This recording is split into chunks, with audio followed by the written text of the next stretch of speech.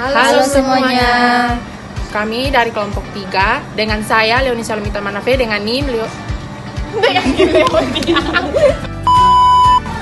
Halo semuanya. Perkenalkan, kami dari kelompok 3 dengan saya Leonie Salomita Manafe dengan NIM 2306050087.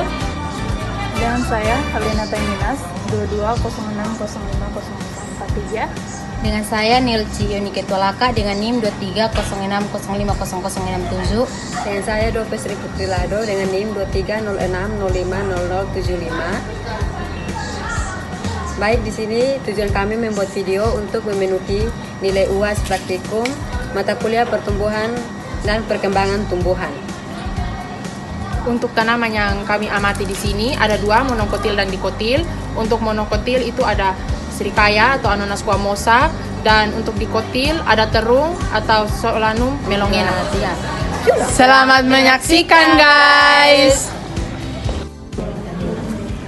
Baik, tanaman yang digunakan yaitu tanaman dikotil, yaitu terung. Tanaman pertama adalah terung. Nama ilmiahnya yaitu Solanum melongena. Ciri-ciri dikotil yang dapat kita lihat yaitu yang pertama ada biji berkeping 2, yang kedua ada akar tunggang, yang ketiga batang berkayu dan memiliki kambium, yang keempat ada daun bertulang mirip, yang kedua ada tanaman monokotil yaitu anonak. Tanaman monokotil yang kami gunakan adalah anonak dengan nama ilmiah yaitu Annona muricata. Ciri-ciri tanaman ini memiliki akar serabut, daunnya bertulang sejajar, dan juga tidak memiliki kambium. Yang berikut, batangnya berupa batang semu dari pelepah daun. Yang berikut penjelasan tanaman. Terung dan anonak merupakan tanaman yang tumbuh cepat pada fase vegetatif. Terung memiliki batang yang cepat memanjang karena aktivitas kambium, sedangkan anonak lebih banyak menambah ukuran daun sebagai organ fotosintesis utama. Baik, untuk yang selanjutnya pengukuran pada tanaman, kami telah melakukan pengukuran pertumbuhan tanaman dari kedua tanaman kami selama 40 hari, yang meliputi pertama itu tinggi tanaman dan yang kedua itu jumlah daun. Berikut data pengukuran pada terung kami. Dari data yang sudah kami tampilkan, terlihat bahwa pertumbuhan pada tanaman terung terjadi pada hari ke-10. Baik, untuk data yang sudah kami tampilkan, pada tanaman Serikaya terjadi pertumbuhan pada hari ke-11. Baik, untuk laju pertumbuhan dihitung tinggi terakhir tanam dikurang dengan tinggi awal tanam, dibagi dengan lama pengamatan. Jadi untuk tanaman terung terlihat laju pertumbuhan 0,4 cm per harinya. Berikut laju pertumbuhan pada tanaman Serikaya. Bisa dilihat pada tanaman Serikaya terlihat laju pertumbuhannya 0,42 cm setiap harinya.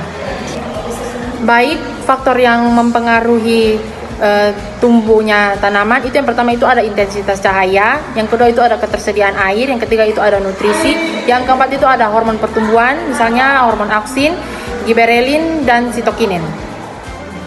Untuk sisi fisiologi tanaman, ada hormon auksin, itu dia yang memicu pemanjangan batang, sedangkan untuk giberelin dia yang mempercepat pembelahan sel, untuk yang sitokinin menambah jumlah daun, sedangkan untuk fotosintesis itu menghasilkan energi dan biomasa baru. Baik, penjelasan berikut mengenai fungsi jaringan dan keterkaitannya dengan pertumbuhan. Yang pertama itu ada akar. Akar terung yang berbentuk tunggang berfungsi menyerap air dan mineral lebih dalam sehingga tanaman tumbuh lebih tinggi. Sedangkan anonak itu memiliki akar serabut yang menyebar dan kuat menopang tanah. Yang kedua itu ada batang terung itu mengandung kambium sehingga diameter batang bertambah. Pada anonak itu batang tidak berkayu karena tidak memiliki kambium. Yang ketiga itu ada daun pertumbuhan dipengaruhi jaringan mesofil dan keberadaan stomata sebagai tempat pertukaran gas.